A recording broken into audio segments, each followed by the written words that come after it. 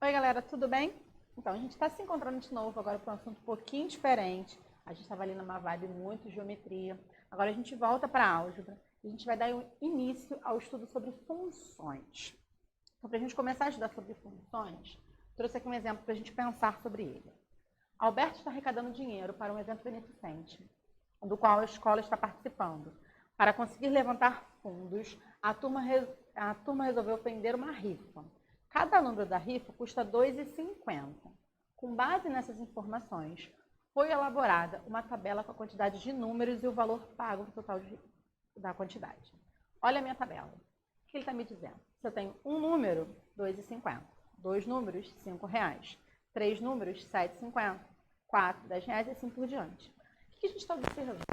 Que existe uma relação direta entre o número a quantidade vendida e o valor pago.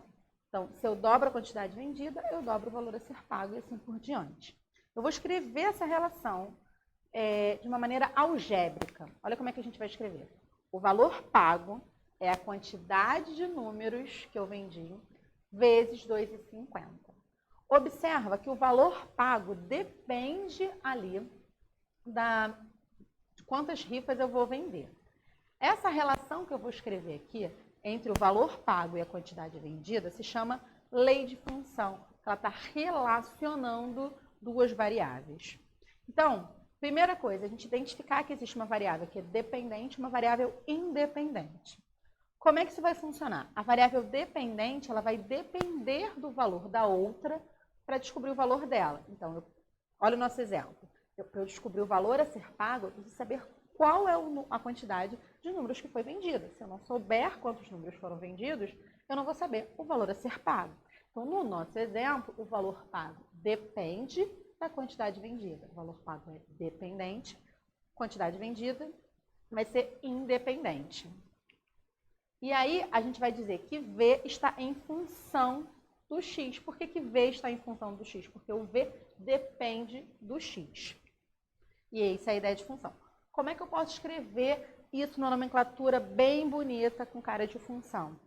Desse jeito. Ó. F de x, ó, a função de x. E quem é a função de x no nosso exemplo? É o V. A função de x é 2,5 vezes x, onde x é a quantidade de números vendidos.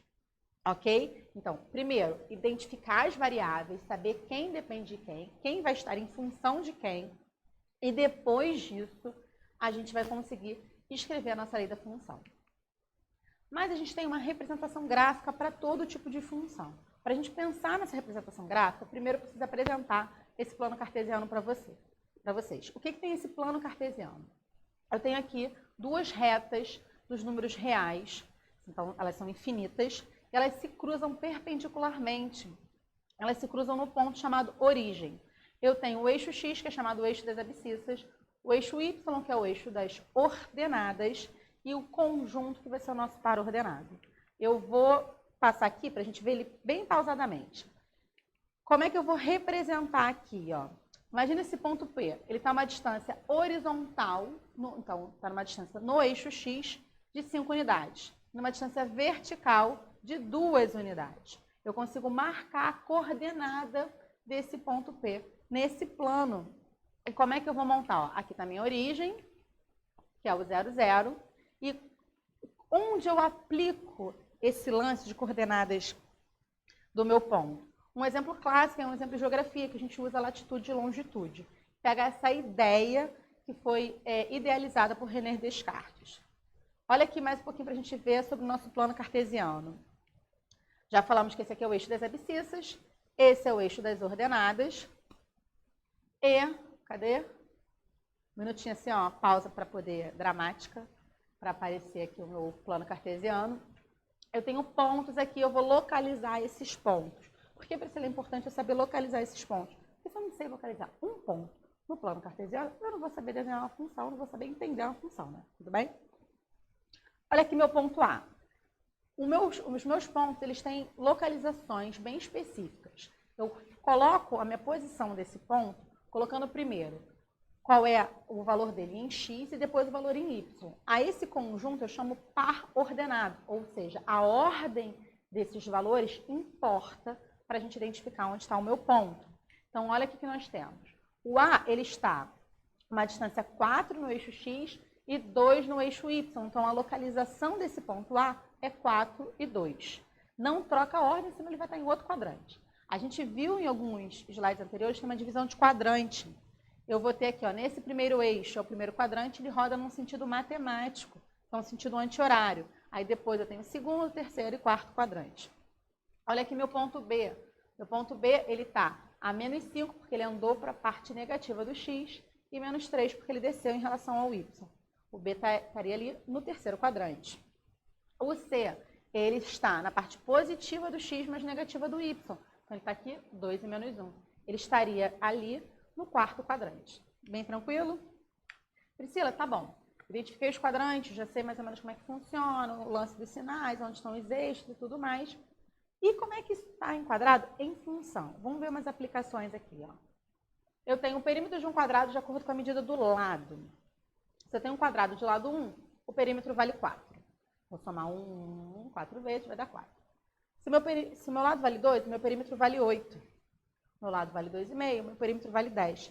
Observa que o meu perímetro está em função da medida do lado. Existe uma relação ali de dependência. Eu posso escrever isso em forma de função e melhor, eu posso representar isso graficamente.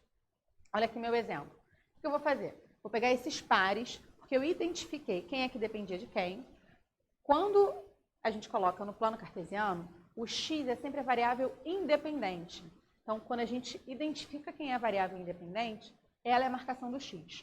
O y é sempre a variável dependente, porque o y vai estar em função do x. Então, quando eu identificar na minha tabelinha, eu já sei quem é o y. Olha os meus pares ordenados. 1 é x, 4 y. Então, meu primeiro par é 1 e 4. Meu segundo par aqui vai ser 2 e 8. x2, y8, porque é o y que depende do x. Terceiro par, 2,5 e 10. E quarto par, 4 e 16. Vou marcar esses pares aqui no nosso eixo. X representa a medida do lado quadrado. Por quê? Porque x é variável independente. Y, que está aqui ó, na vertical, ele representa o perímetro desse meu quadrado, porque ele é variável dependente. E a gente marcou aqui os 4 pontos que a gente falou. Quando a gente marca esses 4 pontos e liga, a gente vê que forma uma reta. Existiam outros indicativos para dizer que ele seria uma reta. Que indicativos seriam esses? Observa que a relação entre essas medidas eles sempre são proporcionais. Olha como é que é a proporção deles. Se eu dobro o valor do lado, eu estou dobrando o valor do perímetro. Se eu multiplico por 5 o valor do lado, eu vou multiplicar por 5 o valor do perímetro. Então, isso indica que existe uma relação linear, como a gente já imaginava, que seria uma reta. E um outro exemplo de um caso que não é uma reta, olha aqui, eu tenho resultados fornecidos de acordo com números inseridos numa planilha.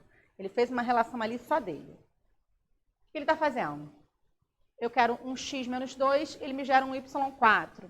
Um x menos 1,5 me gera um y2,5. O que está acontecendo? Eu estou elevando ao quadrado do x, elevando o x ao quadrado para chegar no y.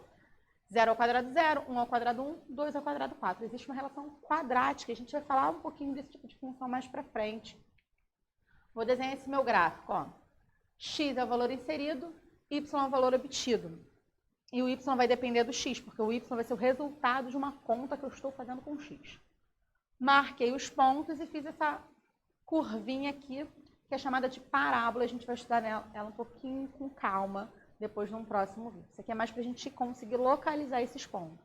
Observa que a gente marcou bem os pontos que estão aqui e a gente conseguiu acompanhar o desenvolvimento dessa curva.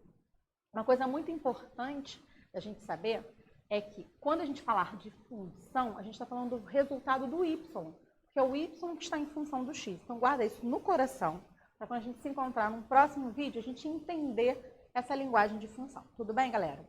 Então, faça um exercício para fixar isso daí e a gente se encontra no próximo vídeo para falar um pouquinho mais de função. Até mais!